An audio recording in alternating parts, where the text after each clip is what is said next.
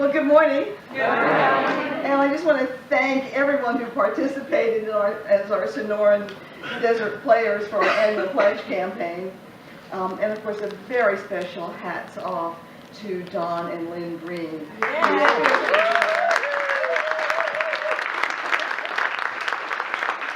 gave us their heart and soul, as did everyone who showed up to play. And finally, a grand thank you to all who have pledged for the year. We will have a final total, as Don said, next Sunday at our annual meeting. But I really wanted to say today that I'm overwhelmed by your show of generosity. Together we have created something special here, and I know it just continues to grow and thrive through your love and support. Well, as Heather said, our topic today is "And They Flew," and that's the final words of a little poem by Christopher Logue, and you've probably all heard it. "Come to the edge," he said. "We are afraid," they said. "Come to the edge," he said. "It's too high," they said. "Come to the edge," he said. They came to the edge. He pushed them, and they flew. So there are times in our own life when we stand at the edge of our own existence, and we are afraid. But something inside of us knows that we must let ourselves be pushed by our own fears so that we can leave the comfort of our nest to spread our wings and fly. And I would bet that in looking over our lives, every one of us in this room has a story about a time when life pushed us, either through pain or a shakeup of some kind, or a divine urge that whispered to us that we just had to move on. And in looking back, we find that it is that turning point or transformational experience in our life. Anais Nin wrote, "The day came when the risk to remain tight in a bud was more painful than the risk it took to bloom." And I think that's what happens when life pushes us. There is something in us that knows that we cannot stay where we are, and yet fear keeps us firmly on the cliff until the pain becomes worse than the risk. Reverend Dr. Michael Beckwith tells us that pain pushes until vision pulls. I loved what Melinda read today because it fits so perfect. He says, pain pushes us until a higher vision for our life pulls us into creative self-expression. Each one of us is a co-creative agent with spirit. Acceptance of our creative nature is the key to the inner vault of riches beyond our wildest imaginations. But to simply look at, hold, or place the key in the lock is not enough. We have to turn the key in order to enter the treasure house. Brene Brown has done some incredible research on why we cling to the cliff when everything in us says jump. And she calls those people who seize the vision and are willing to jump in order to fly, she calls those people wholehearted. And in her book, The Gifts of Imperfection, she offers 10 guideposts for wholehearted living. And obviously we're not going to explore all of them today, but I want to touch on a few. I want to touch on cultivating authenticity, which she calls letting go of what people think, cultivating self-compassion, letting go of perfectionism, cultivating creativity, letting go of comparison, and cultivating laughter, song, and dance, letting go of being cool and always in control. So, cultivating authenticity, letting go of what people think. But Brene Brown defines authenticity as a daily practice of letting go of who we think we're supposed to be and embracing who we are. That's simple. That's simple. Authenticity isn't an inherent quality that we have or don't have. Rather, it is a practice. It's a choice that we make 1,000 times a day, even if we don't realize it. Brene Brown says, choosing authenticity means cultivating the courage to be imperfect, to set boundaries, and to allow ourselves to be vulnerable, exercising the compassion that comes from knowing that we are all made of strength and struggle, and nurturing the connection and sense of belonging that can only happen when we believe that we are enough. The choice to be authentic supports those values that are part of our character and our moral fiber. And sometimes to be authentic, we have to move from those comfort zones. We have to move into a place that feels unsafe. We may need to risk going against the grain of a conversation. We may need to say no to someone who is very used to our yeses. We may need to place boundaries on our time or our money. Brene Brown says, I believe there's even more risk in hiding yourself from the world. Our unexpressed ideas, opinions, and contributions don't just go away. They are likely to fester and eat away at our worthiness. So I think, she goes on, I think we should be born with a warning label similar to ones that come on cigarette packages. Caution, if you trade in your authenticity for safety, you may experience the following: anxiety, depression, addictions, rage, blame, resentment, and inexplicable grief.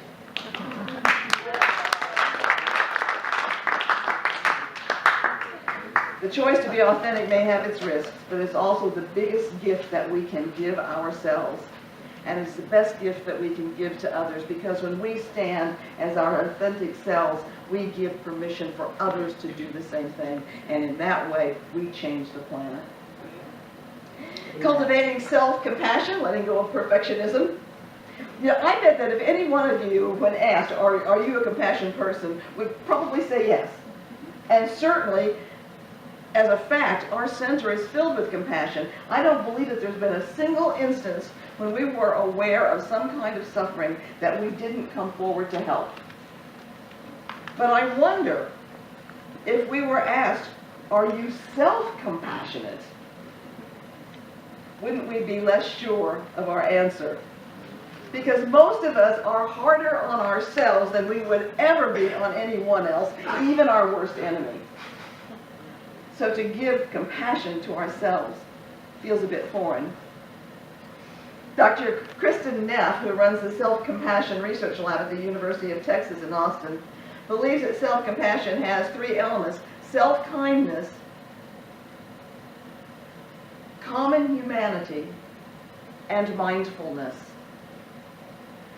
Self-kindness means being warm and understanding toward ourselves when we suffer, when we fail, rather than ignoring our pain, pretending it doesn't exist, or beating ourselves up with self-criticism. You know, many of us have grown up with the idea that we had to be perfect. In this day and age, it's terrible if somebody makes a mistake. Yet we learn by mistakes. We create through mistakes. We become more powerful when we are willing to make mistakes. So perfectionism, or the need to be perfect, can be very destructive. At its core, it is about trying to earn approval and acceptance.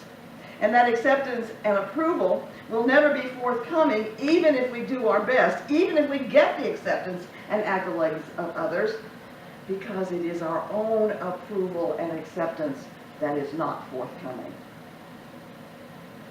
The second element of self-compassion, common humanity, means that we recognize the suffering and feelings of personal inadequacy that's part of the shared human experience. It's not something that's just mine or just yours. And the third is mindfulness. And Dr. Neff says this is taking a balanced approach to our negative emotions so that we are not caught up and swept away by them. We allow ourselves to feel them, evaluate them, make a new decision about them, but we do not allow them to take up permanent residency in our mind. The third one I'm going to talk about today is cultivating creativity. I mean, isn't this a great time to do this with all of that? The culmination of our pledge campaign. You know, how many of us have, when asked about our ability to be creative, has said, oh, I'm not the creative type. I'm not. But according to Brene Brown, there's no such thing as a non-creative person. What she has found out in her study of those whom she calls the wholehearted, there are only people who use their creativity and people who do not. And she says unused creativity doesn't just disappear. It lives within us until it's— neglected to death, or suffocated by resentment and fear. You know, Jackie told me that singing a solo had been on her bucket list for a long time. And I am so grateful that she was willing to let go of her fear so that she could fulfill that vision, and that we had the opportunity to witness that expression of her creativity. And one of the things...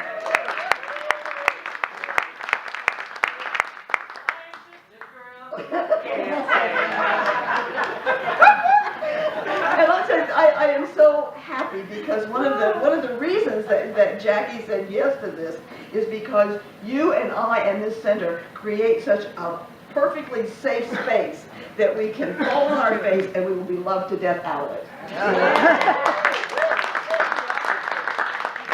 You know, so many of us think that creativity is something that is set aside for those who have extreme talent.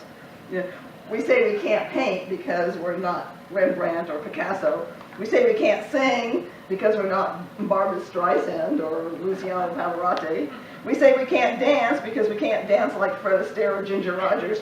We say we're not creative because we can't sew as well as our neighbor, garden as well as our brother, or cook as well as our mom. We are forever comparing ourselves. And comparison is deadly. Creativity is not about doing something better than somebody else, or even as good as them. We are Spirit's avenue for expression. Creativity is about allowing Spirit to play through us. And that's why Aurobindo said we exist for the delight of God. And our founder, Dr. Ernest Holmes, says, we speak of creative arts and creative people, but we fail to realize that all life deals with creativity. There is no big or little, no important or unimportant. To the creative law, there is no difference between a child making mud cakes or an engineer building a bridge. Every time we plant a bulb in the spring, we're contributing to the beauty of the planet. That's creativity. Every time we make up a story for a grandchild, we are participating in the ancient ritual of storytelling. That is creativity. Every time we prepare a meal and offer it with love, we are contributing to the well-being of others, and that is creativity. So you and I need to embrace the fact that we are each a creative expression of Spirit, and being chosen to perform at Carnegie Hall is not a condition for that expression. Thank goodness. Hallelujah, sister. And the final guidepost that we're exploring today is cultivating laughter, song, and dance. And again, it's so apropos for what has just gone on for the month of February. And these are the ways that joy shares itself. You know, this past week, Heather told me that she would like to continue to work with our Sonoran Desert players and whoever else wants to join them in order for us to have a choir that performs once a month. Yeah.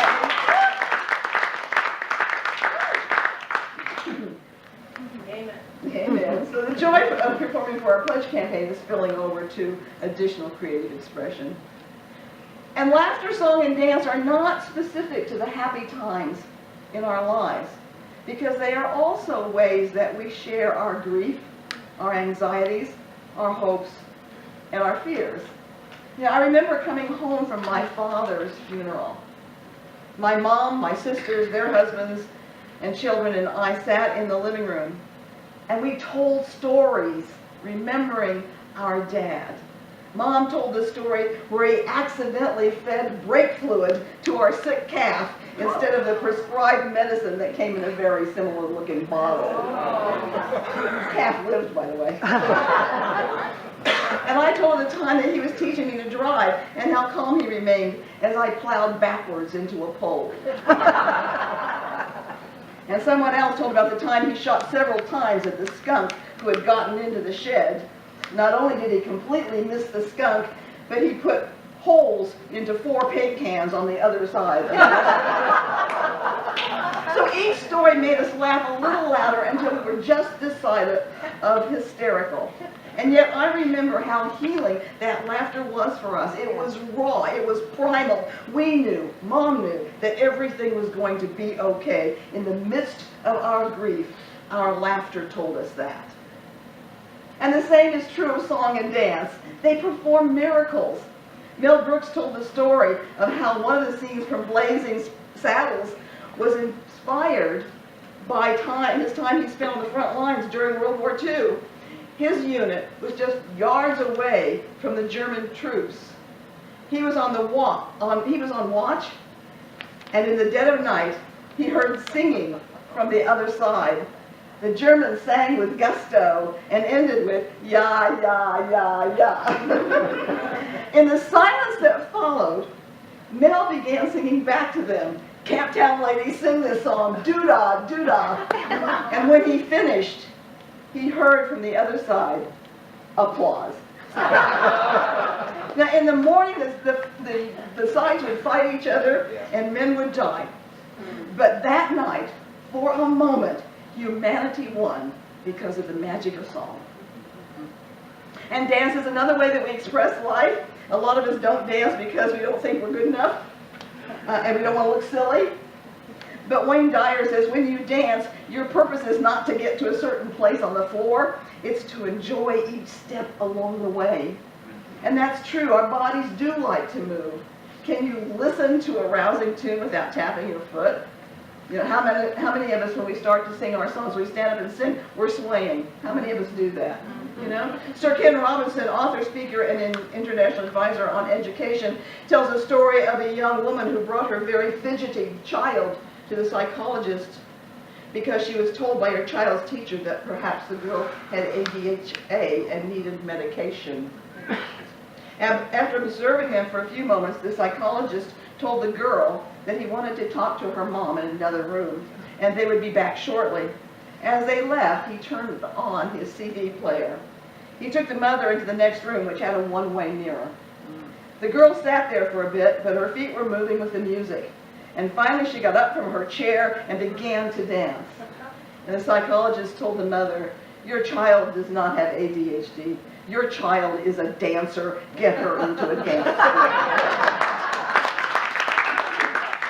Yeah, I wonder how much less medication would be administered to our children if there were more people like that psychologist. The whole universe dances. Watch the hummingbirds around a feeder. Watch the leaves sway in the wind. Watch the dust devils as they twirl around the ranch. You know, when we can put down what Brene Brown calls the gremlins that keep us from expression, then we can share our joy, our fears, our laughter, and our song. And yet how hard is that for so many of us? We tell ourselves that by hiding, we are safe. And perhaps we are. But we're not going to fly. A ship in port is safe, but that's not what ships are for. When you and I are being our authentic self, practicing self-compassion, allowing our creativity to freely express, and sharing our laughter, song, and dance, life no longer pushes us from behind out of fear, but we soar from our vision as wholehearted, genuine, and free. Thank you. Namaste.